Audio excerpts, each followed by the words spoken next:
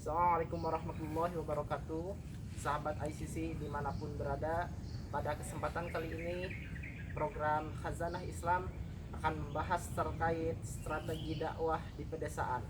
Yang mana kita ketahui dakwah di pedesaan itu amat sangat rumit dikarenakan banyak sekali tantangan-tantangannya terkait kebudayaan, adat istiadat, dan lain-lain. Maka dari itu, pada kesempatan kali ini kita sudah dibersamai oleh guru kita Al Ustadz Fatur Rahman Kamal LC MSI. Kepadanya waktu dan tempat kami persilahkan. Assalamualaikum warahmatullahi wabarakatuh. Terima kasih Mas Agung atas narasi yang ingin dikembangkan mengenai strategi dakwah di pedesaan. Jadi ada beberapa kata yang perlu kita uraikan. Pertama adalah dakwah itu sendiri. Dakwah itu secara prinsipnya adalah bagaimana kita melakukan suatu perubahan yang mendasar dalam kehidupan masyarakat kita, dari suasana yang belum islami menuju suasana yang lebih islami, dari suasana yang baik menuju suasana yang lebih baik, bahkan dari suatu keadaan yang buruk sekalipun menuju keadaan yang lebih baik. Jadi kata kunci di dalam dakwah itu adalah terwujudnya suatu perubahan pada diri manusia atau kehidupan masyarakat secara umum.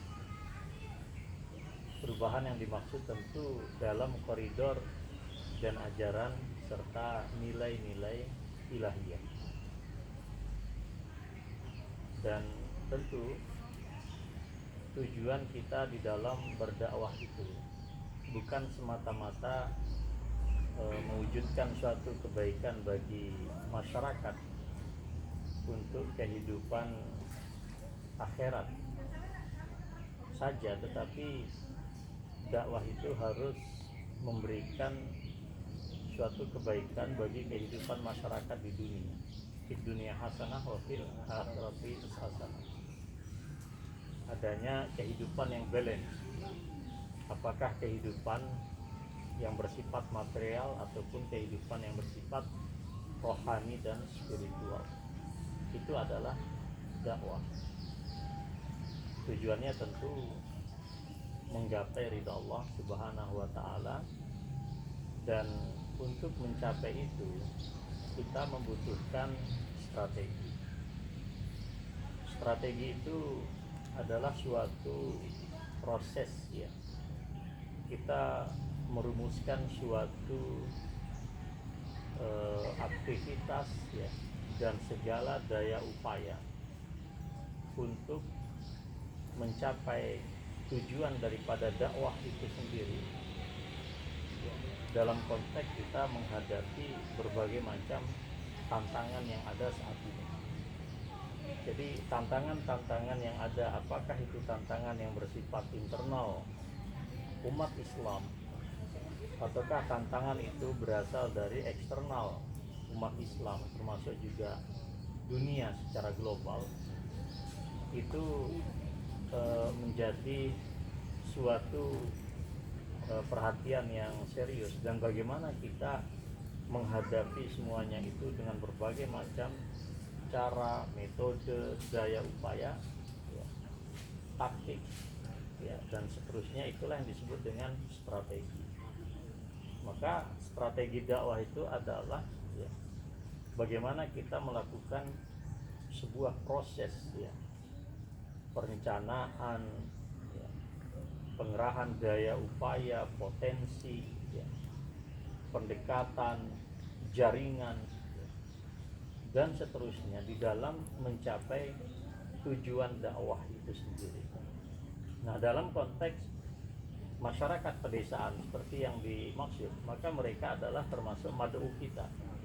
Mereka adalah mitra dakwah kita yang kita berharap mereka ini mencapai apa yang dikehendaki oleh Islam, ya, perubahan fundamental dalam hidup mereka untuk mewujudkan kebaikan hidup mereka di dunia, sosial, politik, ekonomi, kebudayaan, termasuk juga kehidupan mereka di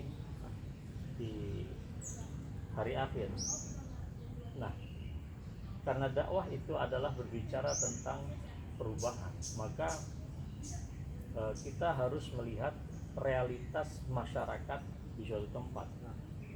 Rasulullah Shallallahu Alaihi Wasallam ketika mengutus Mu'adz bin Jabal untuk berdakwah ke Yaman waktu itu, beliau menyatakan, innaka ta'ti qauman ahla kitab. Hai Mu'adz, engkau akan datang kepada satu komunitas, mereka ini adalah komunitas Alkitab.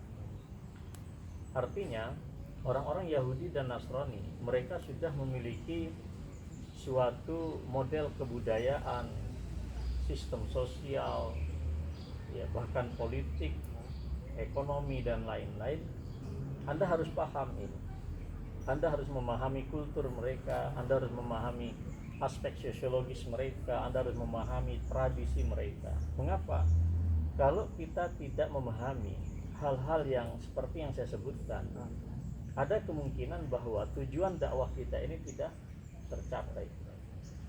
Nah, berdasarkan apa yang diinspirasikan oleh Rasulullah Sallallahu Alaihi Wasallam, demikian pula ketika kita akan berdakwah kepada masyarakat pedesaan. Masyarakat pedesaan memang tidak sama masyarakat pedesaan mungkin 10-20 tahun yang lalu. Mengapa? Pada saat ini kita hidup di dalam suatu kehidupan dunia yang unlimited, tidak terbatas. Kehidupan yang sama sekali tidak ada borderless, ya. Jadi tidak ada batas-batas dan sekat. Bukan mungkin kalau geografis ada batasnya, tetapi apa yang disebut dengan persoalan kebudayaan, pemikiran keagamaan, kultur dan lain-lain, hampir manusia sekarang secara global itu saling mempengaruhi. Jadi oleh karena itu dalam konteks ini kita perlu suatu strategi yang yang tepat dalam konteks bahwa manusia sekarang ini masuk di dalam satu suasana yang disebut dengan global village, ya, kampung semesta, mungkin dalam beberapa hal tertentu. Tetapi masyarakat pedesaan itu saya kira sampai saat ini mereka juga berpegang pada kearifan dan tradisi lokal mereka.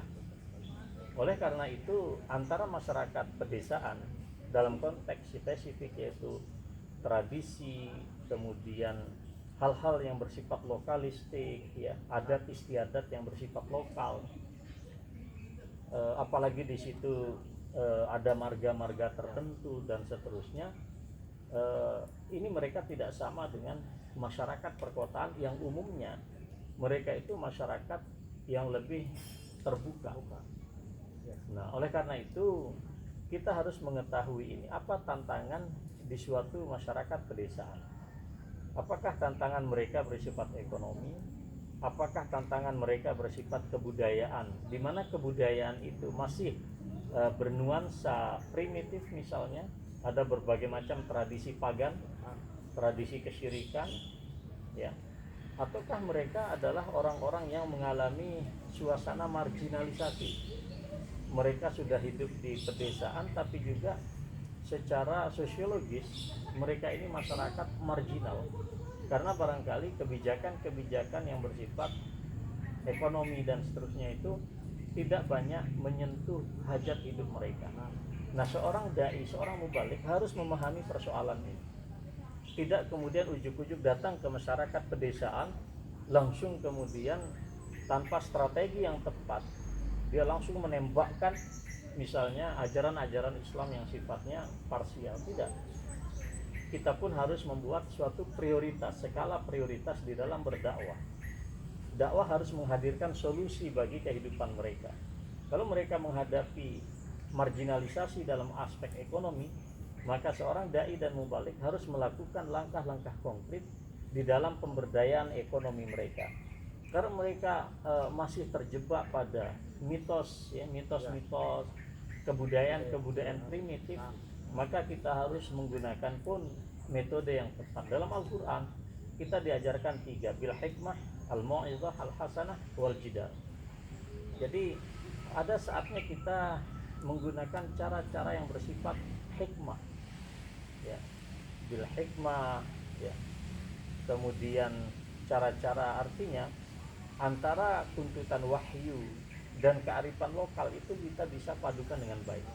Antara Al-Quran dan tuntutan-tuntutan yang bersifat rasional kita bisa padukan dengan baik, tidak perlu dikontradiksi, ya. Kemudian jika mereka membutuhkan narasi yang lebih jauh tentang argumentasi bahwa satu tradisi ini tidak tepat, tidak sesuai dengan ajaran kita jelaskan tanpa ada pemaksaan dan seterusnya. Metode-metode yang bisa kita gunakan juga, kita menyentuh aspek-aspek yang bersifat intuitif, ya, aspek-aspek yang bersifat qalbiyah. Karena bagaimanapun masyarakat pedesaan itu saya kira masih lebih soft, masih lebih original, ya, dalam konteks kebudayaan dan relasi antar manusia. Karena itu kita bisa melakukan beberapa hal yang saya sebutkan tadi, tapi yang paling penting adalah bagaimana dakwah ini menghadirkan solusi bagi persoalan kehidupan mereka yang konkret. Saya kira demikian. Nah, terima kasih Ustaz Fatur Rahman Kamal atas pemaparannya. Semoga ilmu-ilmu yang Ustaz sampaikan dapat bermanfaat bagi kita semua, serta waktu yang kita sisihkan untuk menuntut ilmu ini dapat memberatkan timbangan amalan kita kelak di akhirat. Akhirul kalam, wassalamualaikum warahmatullahi wabarakatuh. Nanti diedit tuh. Coba lihat mas suaranya.